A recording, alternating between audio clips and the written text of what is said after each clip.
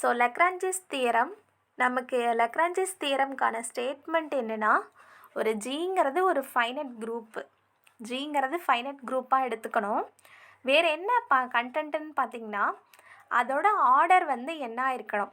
அதாவது for example ஜிங்கிறது finite group order n, அதோட மீனிங் என்னன்னு பார்த்திங்கன்னா, ஆர்டர்னால் நம்ம என்ன சொல்லுவோம், நம்மளோட பவர்ஸ் தான் நம்ம சொல்லுவோம்.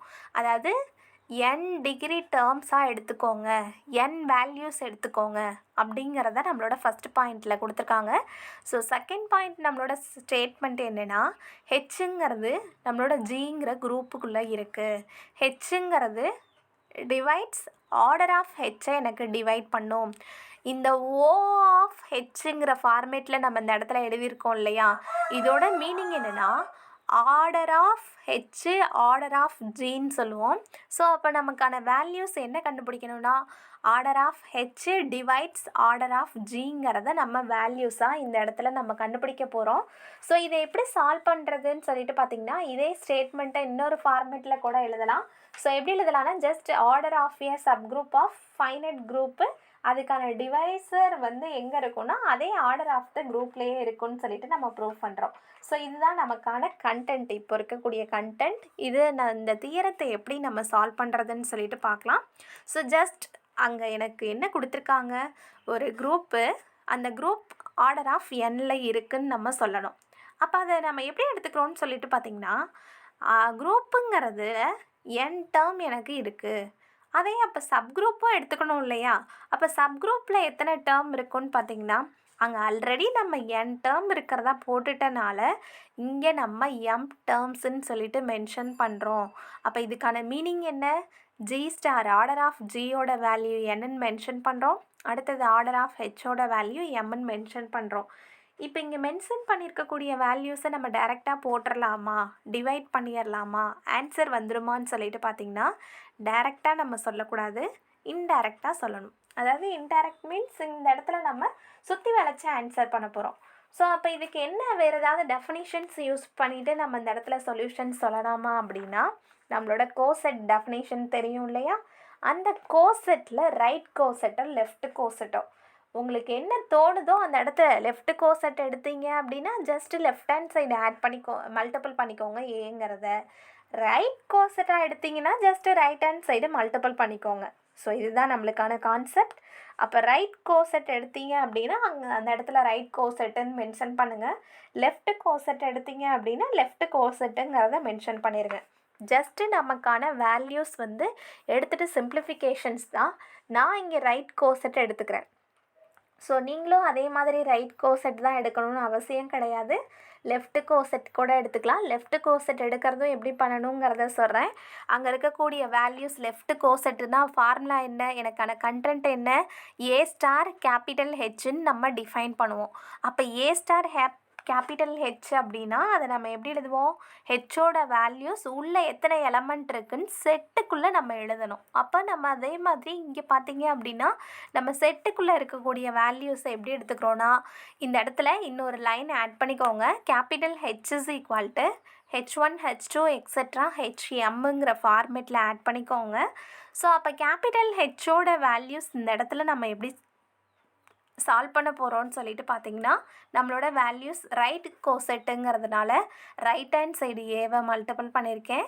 நீங்கள் லெஃப்ட் கோசெட் எடுத்தீங்க அப்படின்னா அந்த இடத்துல லெஃப்ட் கோசெட்டுங்கிற வேர்டை எழுதிட்டு லெஃப்ட் ஹேண்ட் சைடு மல்டிபிள் பண்ணுங்கள். அதாவது எப்படி வரும்னா A into h1 A into h2, அதே மாதிரி ஃபார்மேட்டில் நமக்கான வேல்யூஸ் வரும்.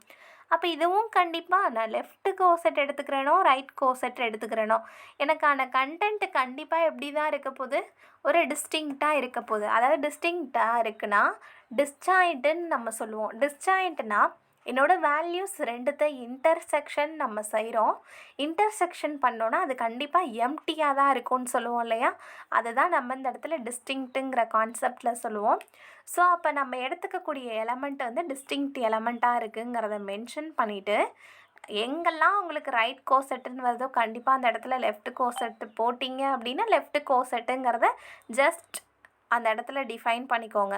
ஸோ அடுத்தது பார்த்தீங்க அப்படின்னா நம்மளுக்கான values the number of distinct right coset ஹெச்என்ஜிங்கிறது எனக்கு ஃபைனட்டாக இருக்குன்னு சொல்லிட்டு எடுத்துக்கிறோம்.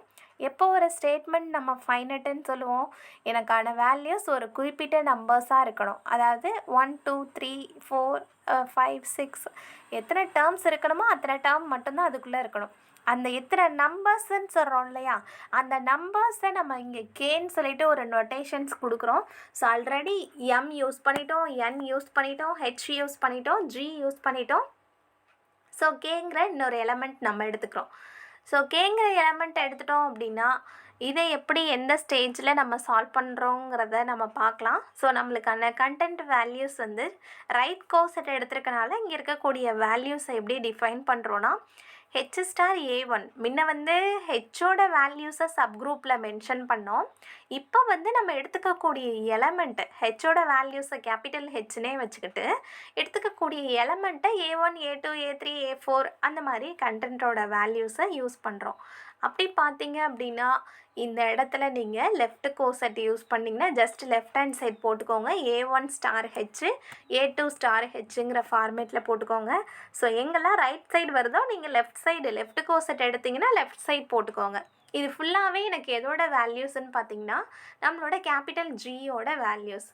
அப்போ கேபிட்டல் ஜியோட வேல்யூஸ் நம்ம யூனியன் பண்ணுறோன்னு வச்சுக்கோங்களேன்.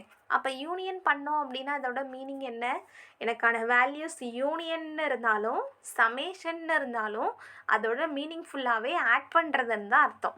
அப்போ நம்ம ஆட் பண்ணுறோன்னு தான் அர்த்தம். அப்போ அங்கே நம்ம ஆர்டரில் தான் யூஸ் பண்ணணும். நமக்கான ஸ்டேட்மெண்ட் கிவன் கண்டிஷன்ஸில் என்ன இருக்குது, order of H divides order of ஜின்னு நம்ம ப்ரூஃப் பண்ணணும். அதை ப்ரூஃப் பண்ணுறதுக்கு நான் என்ன பண்ணுறேன், left hand side right hand சைடும் ஆர்டரில் மல்டிபிள் பண்ணுறேன்.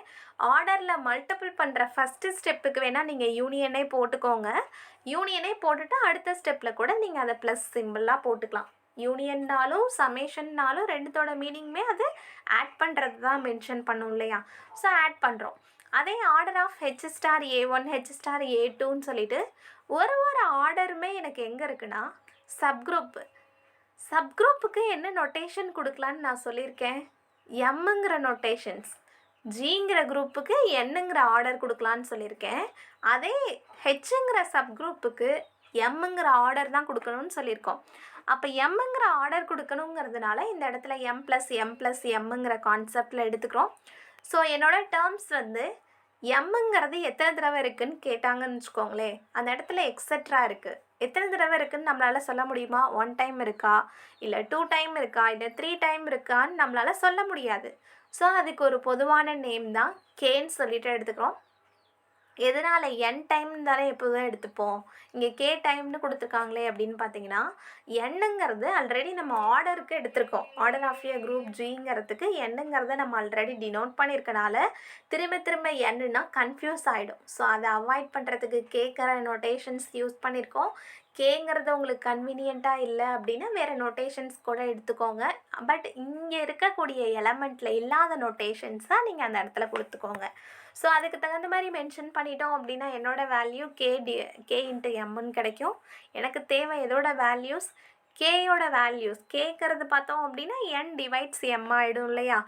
அப்போது என்னோட வேல்யூஸ்னால் எனக்கு என்னென்னு தெரியும், ஆர்டர் ஆஃப் ஏ குரூப் ஜிங்கிறது தெரியும். எம்மோட வேல்யூஸ்னால் ஆர்டர் ஆஃப் ஹெச்ங்கிறது நம்மளுக்கு தெரியும்.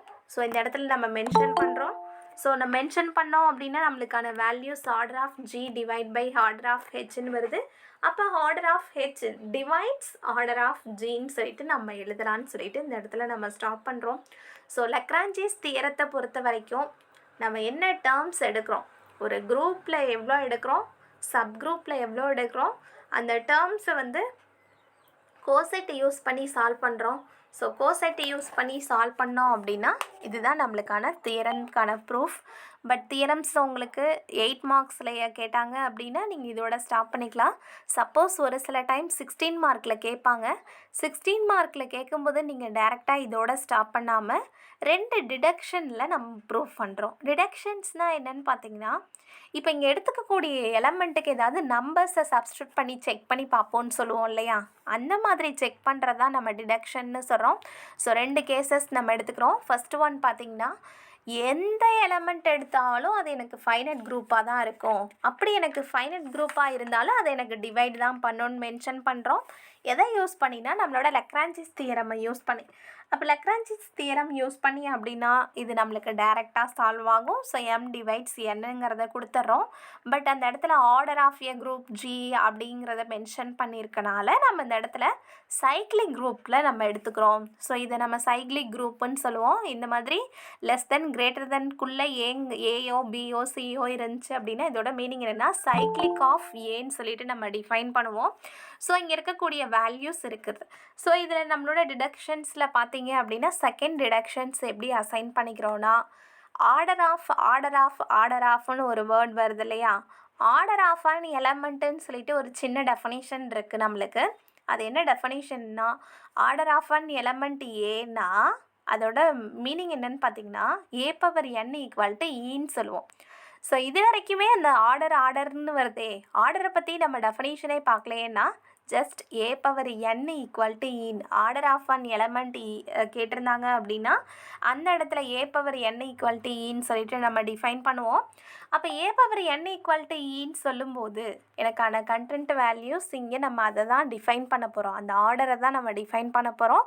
ஆர்டரை ஜஸ்ட் எப்படி எடுத்துக்கிறோன்னா அங்கே இருக்கக்கூடிய டெஃபனிஷனே எடுத்துக்காமல் எண்ணுக்கு பதிலாக எம்முங்கிறத ரீப்ளேஸ் பண்ணிக்கிறோம்.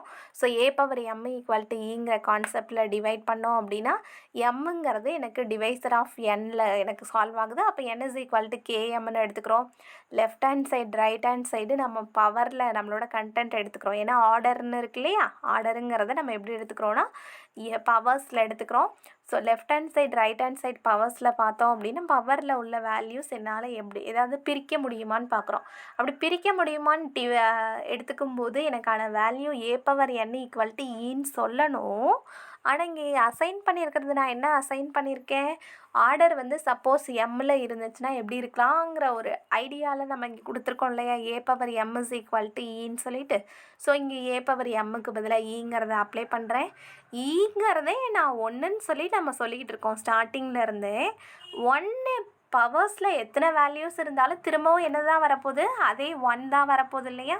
ஸோ அதனால் e⁴kங்கிற கான்ஸ்டன்ட் இருந்தாலும் அந்த கான்ஸ்டன்ட் 100 டைமாக இருந்தாலும் 1 நம்ம 100 தடவை மல்டிபிள் பண்ணாலும் அதே 1 தான் வரப்போகுது. ஸோ அந்த ரீசன்னால் நம்ம இந்த இடத்துல ஈங்கிற நோட்டேஷன்ஸே கொடுக்குறோம். ஸோ ஒரு லக்ரான்ஜிஸ் தியரம் எடுத்துட்டோம் அப்படின்னா அதோட ஆர்டர்ஸை பார்த்துட்டு அந்த ஆர்டர்ஸோட கண்டென்ட் வேல்யூ எடுத்துகிட்டு 2 டிடக்ஷன்ஸ் நம்ம ப்ரூவ் பண்ணணும். ஸோ இதோட நம்மளுக்கான லக்ரான்ஜிஸ் தியரம் பார்ட் ஓவர். ஸோ இங்கே